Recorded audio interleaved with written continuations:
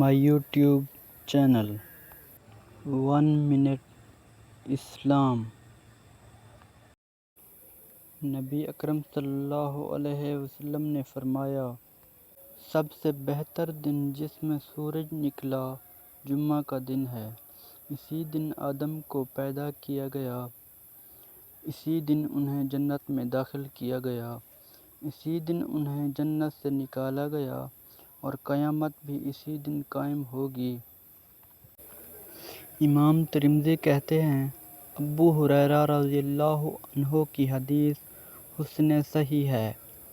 اس باب میں ابو لبابہ، سلمان، ابو ذر، سعد بن عبادہ اور اوس بن اوس رضی اللہ عنہم سے بھی احادیث آئی ہیں۔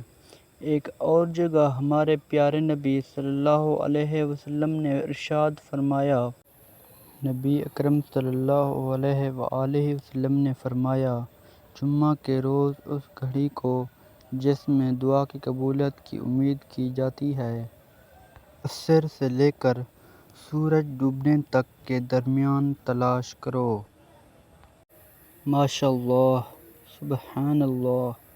میری دعا ہے کہ اللہ ہم سب کو جمعہ کی اہمیت کو سمجھنے کی توفیق عطا فرمائے۔ آمین ثم آمین۔